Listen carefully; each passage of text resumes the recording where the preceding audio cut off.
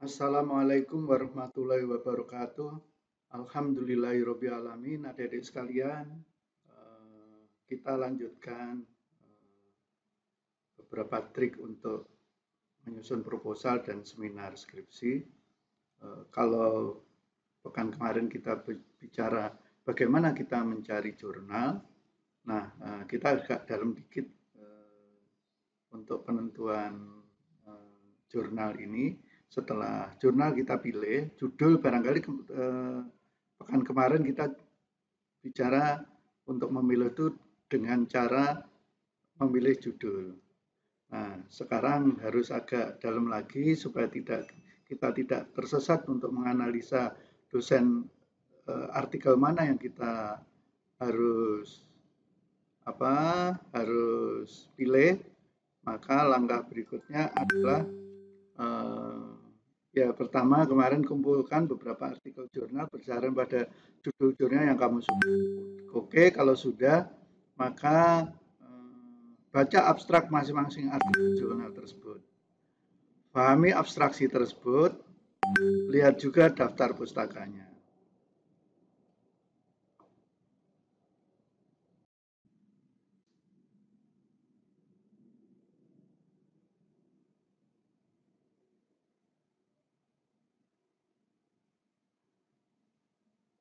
Assalamualaikum warahmatullahi wabarakatuh. Alhamdulillahirabbil alamin. Adik-adik sekalian, kita lanjutkan trik yang kedua dalam proses pembuatan proposal dan seminar skripsi yang cukup rumit, yaitu untuk trik kedua ini adalah memilih judul jurnal penelitian dengan cara membaca abstraknya. Lanjutkan, baik. Minggu kemarin kita bicara tentang pengumpulan beberapa artikel jurnal. Itu saya anggap adik-adik udah bisa mencari jurnal, mengumpulkan, kemarin suruh 5 artikel berdasarkan pada judul. Nah, judul sebetulnya cukup mewakili biasanya, tetapi alangkah lebih bagusnya lagi kalau adik-adik melihat lagi pilihan-pilihan jurnal yang adik-adik ambil kemarin, kemudian baca abstrak masing-masing artikel jurnal tersebut. Nah, pahami abstrak tersebut dan juga kalau bisa lihat daftar pustakanya. Selanjutnya di contoh yang kedua ada judul namanya optimasi replacement strategi untuk metode progressive case pada content-centric networking. Oke, misalkan adik-adik tertarik dengan judul ini, silahkan baca abstraknya. Di sini ditulis misalkan, ini yang tak maksud abstraknya adalah teknologi internet yang berkembang pesat menyebabkan peningkatan jumlah konten multimedia bla bla bla bla sampai terakhir. Silahkan adik-adik baca, pahami, kira-kira terlalu berat atau ringan. Itu adik-adik yang bisa memperkirakan. Jadi silahkan mendalami, termasuk juga terlibat dalam pemikiran itu, apa menariknya judul itu. Kalau adik-adik merasa itu menjadi perlu, eksplorasi lebih lanjut. Kalau enggak, tinggalkan dulu. Karena kita masih belajar trik yang kedua untuk melihat abstrak. Adik lihat abstrak dulu. Nanti insya Allah dari abstrak itu kadang-kadang udah ketemu clue-nya kita mencari judul apa. Ini contoh yang lain. Ada tablet screen cache revisor for classroom with low-end Android device. Kayaknya cukup menarik banget. Silakan baca lagi. Misal salah satu aktivitas menggunakan tablet adalah presentasi.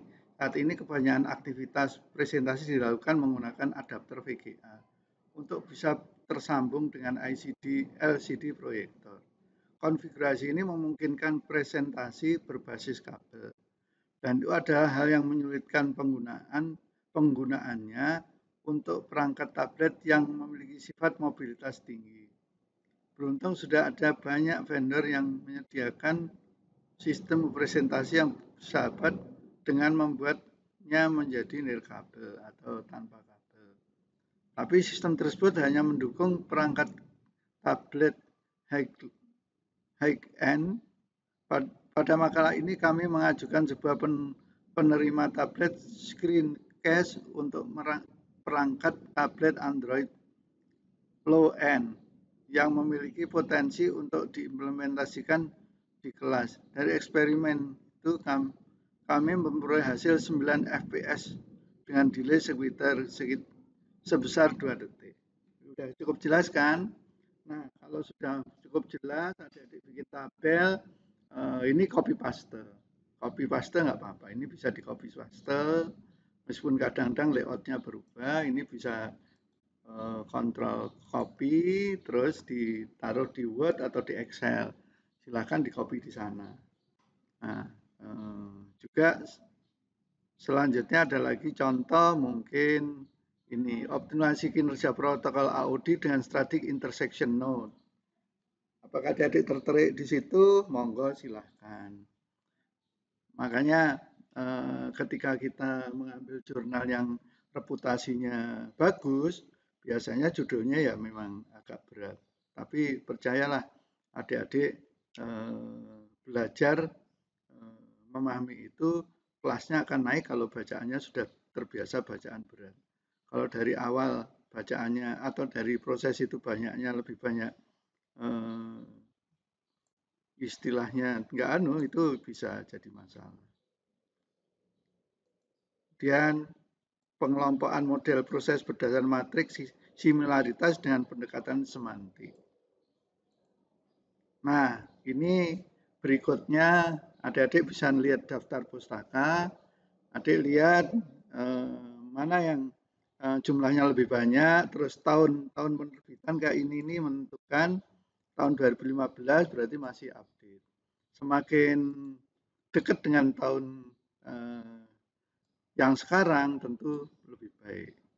Kalau tahunnya tahun 2001 misalkan ini, tentu ini mungkin agak susah dia. Ini kira-kira adik-adik sekalian triknya, silahkan mengcopy paste abstrak, silahkan nanti barangkali kita akan buat Google Form untuk mengkoleksi itu. Pilihan adik-adik berdasarkan pada abstraksi. Demikian, Assalamualaikum warahmatullahi wabarakatuh.